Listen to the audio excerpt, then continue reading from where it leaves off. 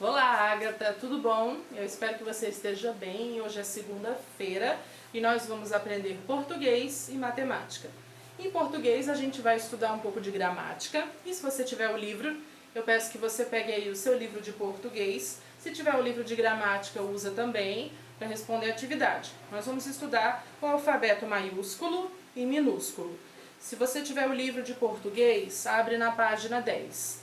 Lembrando, se você não respondeu as atividades anteriores de quando a gente estava na escola, se eu não me engano, você recebeu alguns livros e eles chegaram atrasados. Então você tem atividades em branco.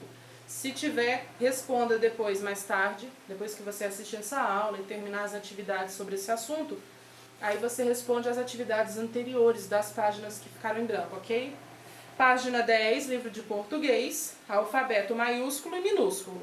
Nós vimos isso em sala, mas vamos rever para fazer as atividades do livro. Eu vou lendo aqui o que está escrito aqui na página, a explicação, e tudo muito simples, são apenas as nossas letras, tá? O nosso alfabeto é composto por 26 letras, classificadas como vogais ou consoantes. As letras K, W e Y possuem algumas particularidades quanto à sua pronúncia. Veja, a letra K é uma consoante. Ela tem o mesmo som que a letra C ou a junção de Q, U. Exemplo, Karina. Na palavra Karina, o K tem som de C e na palavra Kelly, o K tem som de QU. Kelly, certo?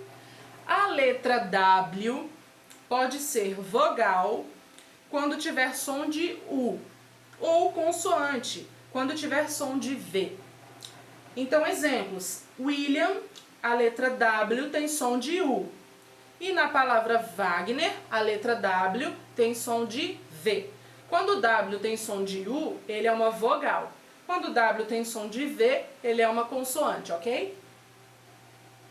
E a letra Y é uma vogal, pois na língua portuguesa sempre tem som de I. Exemplo, Yasmin, Lia, certo? Y tem som de I.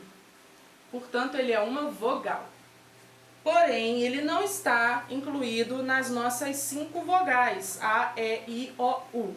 Porque o Y não é uma letra do alfabeto da língua portuguesa. Ele é uma letra do alfabeto de outros idiomas, mas não da nossa língua. É como se fosse uma letrinha emprestada. Porque muitos nomes de pessoas no Brasil são escritos com Y. A mesma coisa acontece com o W e com o K. São letras que foram incluídas ao nosso alfabeto, mas que não tinham antes, tá bom? Porque não existem palavras no português, palavras comuns, escritas com W, com K e com Y, certo? Somente nomes de pessoas, nomes de lugares e algumas abreviações específicas, como por exemplo quilômetros, que é o K e o M, e por aí vai, certo? As letras do alfabeto da língua portuguesa variam entre maiúsculas e minúsculas. Aí ali no livro você tem um exemplo das letras minúsculas, o alfabeto minúsculo, e abaixo o alfabeto maiúsculo, tá? Quando é que a gente vai usar a letra maiúscula e quando é que a gente vai usar a letra minúscula? Usamos letras maiúsculas quando iniciamos uma frase.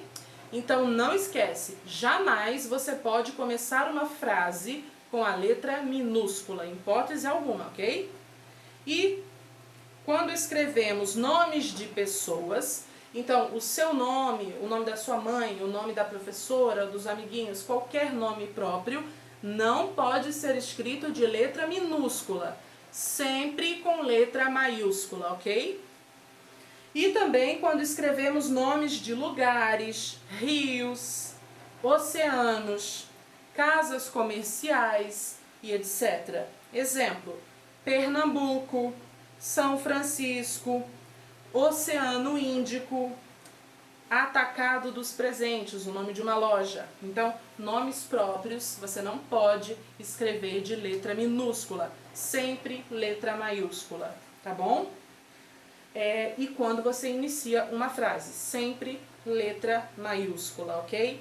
Então as letras maiúsculas têm esses usos, né?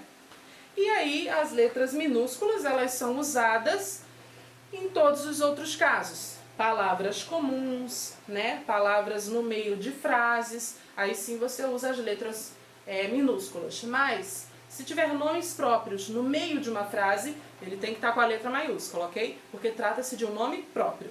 Agora, palavras comuns no meio de frases e textos, letra minúscula, certo? E aí nós temos a ordem alfabética, virando ali na página 11.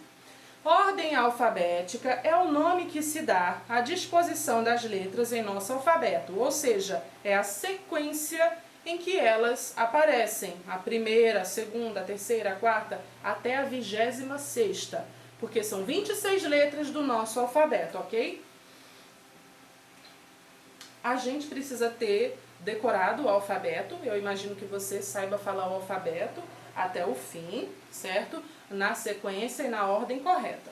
Nós fizemos atividades sobre isso em sala, sobre a ordem alfabética, estudamos sobre por que a ordem alfabética é necessária no nosso dia a dia, por exemplo, e tudo mais. Agora, responda as atividades do livro, se você tiver atividade na página 11, na página 12 e na página 13.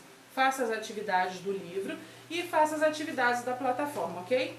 Agora, para a aula de matemática, semana passada nós estudamos dezenas de unidades, vimos as dezenas exatas e agora a gente vai ver a centena, tá? Espero que você tenha respondido as atividades anteriores do livro, senão você vai ter que atualizar, tá certo? E vamos lá. O que é uma centena?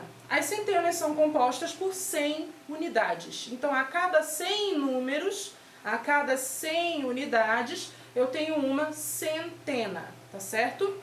Assim como uma dezena são 10 unidades, uma centena são 100 unidades, ok? Então, ali, na centena, acrescentamos mais uma ordem, que chamamos de terceira ordem. E assim formamos a classe completa das unidades simples. Qual é a classe completa das unidades simples? Como ali tem no seu livro. Unidade, dezena e centena. Unidade, dezena e centena são a classe das unidades simples, formadas por 3 ordens, tá certo? 3 ordens é o mesmo que dizer 3 números. Então, todo número que representa centena, ele vai estar acompanhado de mais 2, ok? Quando eu tenho um número 100, eu tenho 1, 0, 0. Ou seja, eu tenho uma centena, 100 unidades, tá? Aí, o que acontece? No número 100, quando eu tenho 1, 0 e 0, o número 1 representa a centena, porque ele está representando 100. Então, ele está na terceira ordem. Já o número 0, depois do 1, está representando uma dezena. Então, ele pertence à segunda ordem. E o último número 0, do número 100, está representando unidade. Então, é a primeira ordem. Então, é o contrário, tá? Terceira ordem primeiro, depois a segunda ordem, depois a terceira ordem. Centena, dezena, unidade. Tá bom? Uma centena são 100 unidades. Uma centena, 100 unidades. 2 centenas, 200 unidades. 3 centenas, 300 unidades. 4 centenas, 400 unidades. 5 centenas, 500 unidades. 6 centenas, 600 unidades. 7 centenas, 700 unidades. 8 centenas, 800 unidades. 9 centenas, 900 unidades. Até aí, tá certo? Quando a gente vai até o 1000, aí a gente já está na casa do milhar, ok? Então, centenas são a cada 100 unidades. Assim como a dezena é a cada 10 unidades, a centena é a cada 100 unidades, ok?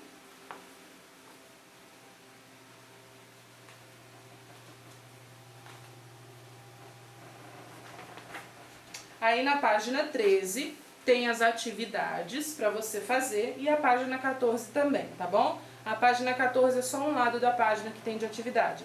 Responda as atividades do livro e responda as atividades aqui da plataforma. Se você não tem livro, responda somente aqui na plataforma, tá certo?